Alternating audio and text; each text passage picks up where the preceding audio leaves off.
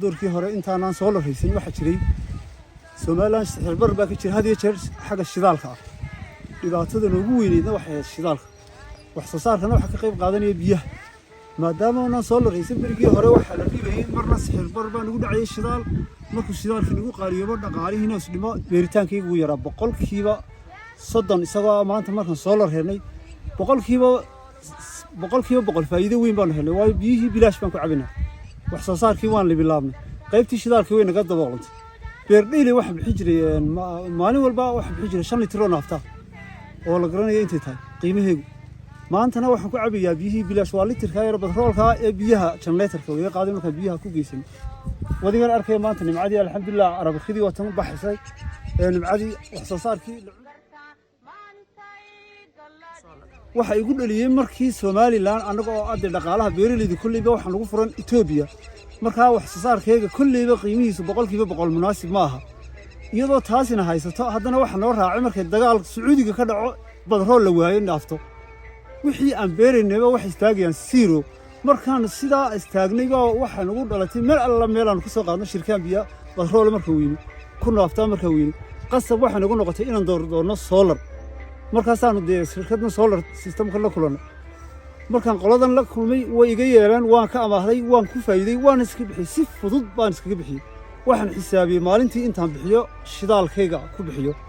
iyo solartiyo amaahda iyadoo iska qaaliya haddana maalintii intaan beerdheeli bixinayo boqolkiiba boqol waxa iga jabnaatay solar town amaahanayo oo berrina aanu iska yeelanayo shidaalkiina aan ka raystay waxa weeyaan dhaqaalaha aan ku isticmaalayna wuxuu ahaa badroolka carabta yaala iyo naaftada carabta taala wax jeebadayda ku jira moohay markaan weynay wixii waan istaagnay bariiskii waxaan ku qarsanaa ka weynay ceelasha biyihii waxaan kula soo baxnaba waxa weeye shirkaan biyaha waxaan ka dhaansan markaan weynay bay noqotay inaan qasab noqoto solar doonto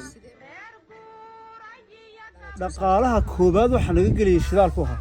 waxa ku xigaa waa xoogii iyo tasarrufkii shiirkii wixii liibsanay marka beertayda saddex meelood loo eego meel baan beeri jiray berigii hore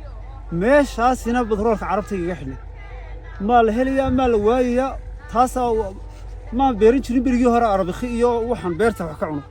waxa ahayd kaliya waxa khudradda yaryar baan beeri jiray berigii hore lacagta ka helin aan ku dabaranadii imikana waan helay alxamdulillah solar baan helay shidaalkii waan ka raysanay arabikhi waan beernay oo haruur baan beerinaa oo wax soo saar kala beerinaa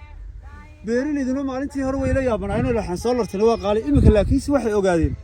oo dadkii oo dhan ay fahmeen qofka solarta haysta inuu noolaanayo maanta hadduu dagaal dunida ka dhaco taasun baa la isku wada imanaya jiinkii waa laga tegayaa iyo badroolkii iyo naaftadii taa cadceedaasaa la wada isticmaalaya beeraleyda waxaan kula talin lahaa deegaanka Soomaaliland maanta qofkii awoodi karayaana jeebkiisa ka iibsan karayaana maanta ha ka iibsado solarta qofkii amaah ku heli karayaana inuu shirkadaha amaahda tagaya sideedaas oo kale anigaba Sky solar systemkan ka qaatay inuu uga qaato qofkii awoodi karaya inuu iibsadana inay maanta uga jaban tahay oo waayo nabadgelyada ku wax lagu isticmaalayaa maanta waxa badrool ka adduunyada kale laga keenayo tan laakiin waa jeebkaaga iyo hanti wax soo saarkaaga xoolihii dadkii shaarkii imika beerahan kala u waraabiyaa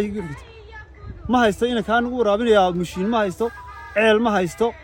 maalintii hore beerta beerayna buqcad yar buu beeraynayo oo aan awoodi kari waayay inuu tulabaad ku beerto maantana shirkadiis markay solar system